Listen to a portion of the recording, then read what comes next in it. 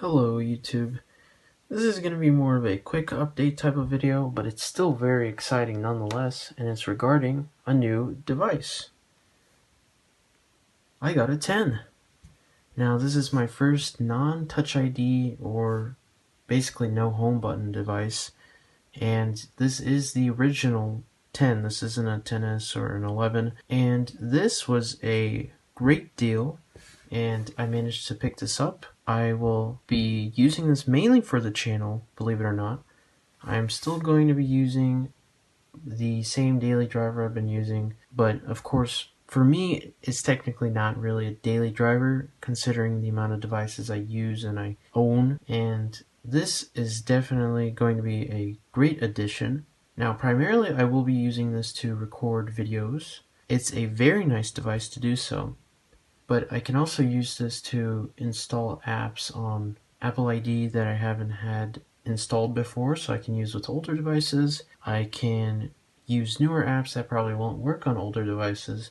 And the camera, that's another big plus about this. There's just a lot of stuff you can do because, well, this is a more modern device, but it is 3 years old, believe it or not. The only real issue with it is that it's a bit cracked, but that isn't really that big of an issue, and it's not really affected anything. The camera is still in good shape.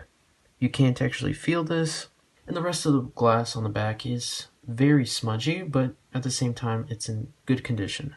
The stainless steel is also in really nice shape. There are some marks down here and some small chipping of the paint maybe, or the finish has been worn down a bit.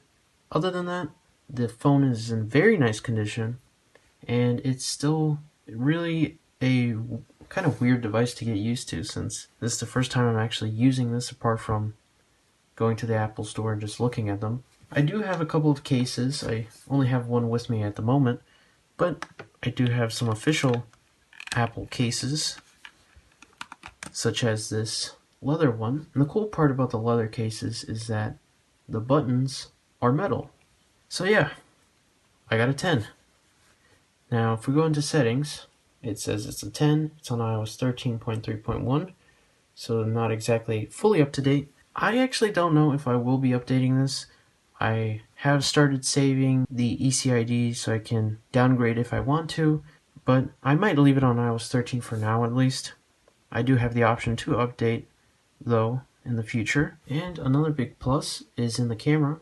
I can freely record 1080p or 4K because this is a 64GB model. It's not 256, but 64 gigs is already double of what I typically use. I use a first generation SE, and that one only has 32GB. It'll make recording easier, the audio quality will probably be a bit better, and dual lenses. That's pretty cool. Overall, it's a really fun device. I'm glad that it's the original because, well, it's the original. Before this, it was at the same time, it was the 8 Plus, the 8, the 7, and this is the one that started the new series of Touch ID-less devices. It's still a very unique device because this is pretty much the oldest you can get, but I'm not complaining since this is definitely a big major upgrade. It's also an upgrade from pretty much all of my other devices, which all have the A9 chipset. I don't have A7, and this is the first A11 device that I have. Now we will try out the camera, see how the audio sounds, see how the visuals appear, and hopefully that it will be very nice since, again, I'm just really excited for this, and I really hope that this will be very useful in the future. I hope it will, since it'll just make everything much easier, along with the obvious improvement in quality and basically convenience, since of course this is double the capacity of what I had before, and there's just a whole bunch of stuff I can do with it. So this is the first time I'm actually using the 10, and I don't know how it's going to be. I'll probably see when I actually edit the video, but hopefully this is good. Now I got 3Gs here for a object to actually focus on and see how it looks. Very smudgy, but that doesn't look half bad. I will also have some photos taken from this at the end compared with the typical devices that I use. Overall though, this is actually really nice. The colors seem a bit more deeper, and it's definitely going to be a little while until I get used to this. And of course there is the 2x zoom, and then you can further increase, but I believe this also does have optical zoom since it does have the second lens, so that's really cool. I'm just really excited to actually have this since I can do so much more with it now. And now we will be looking at the images of the, well, what the 10 can produce and what the typical SE that I use looks like. A side-by-side comparison to see what they look like.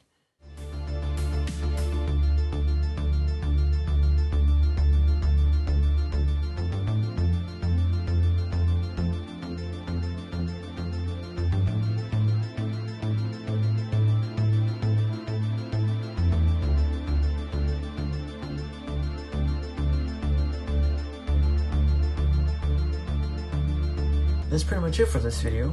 If you guys liked this video or the other stuff that I make, be sure to support the channel. Be sure to join the Discord and the subreddit, and thanks for watching.